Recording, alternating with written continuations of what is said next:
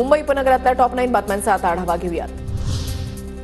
मुंबई आणि उपनगरामध्ये पुढील आठवड्यामध्ये पावसाची शक्यता। ठाणे, मुंबई आणि रायगडमध्ये मान्सूनपूर्व पावसाचा अंदाज।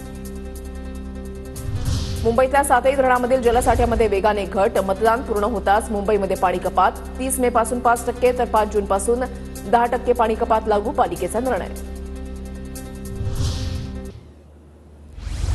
अंधेरीमध्ये 29 आणि 30 मे रोजी पाणीपुरवठा बंद राहणार। अंधेरी भागामधल्या जलवाहिनीचं काम करण्यात येणार आहे। मिठी नदीच्या रुंदीकरणासाठी पालिकेचा 149 बांधकामांवर हातोडा। 8000 चौरस मीटर क्षेत्र अतिक्रमण मुक्त। सांताक्रूज चेंबूर रस्त्यालगत कारवाई।